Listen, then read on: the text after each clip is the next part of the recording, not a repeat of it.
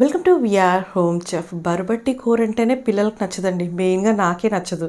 కానీ ఇలా చేసి చూడండి, చాలా టేస్టీగా ఉంటుంది. నాకు కూడా బాగా నచ్చింది.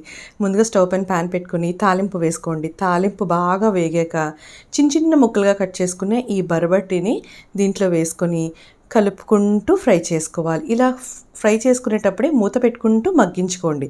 అప్పుడే టేస్ట్ అనేది బాగుంటుంది. ఈసారి దీంట్లోకి ఆనియన్ పేస్ట్ని వేసుకోవాలి. 2 ఉల్లిపాయలు, 1 వెల్లుల్లిపాయ, చిన్న అల్లం ముక్క వేసుకొని పేస్ట్ చేసుకోండి. ఇది ఫాస్ట్గా వేగడం కోసం ఉప్పు, పసుపు, కారాన్ని వేసుకొని డ్రైగా ఫ్రై అయ్యేంత వరకు ఫ్రై చేసుకోండి. ఇలా దగ్గరగా అయిన తర్వాత పెద్ద టమాటోని చిన్న చిన్న ముక్కలుగా కట్ చేసుకొని వేసుకొని కలుపుకుంటూ మూత పెట్టుకుంటూ మగ్గించుకోండి.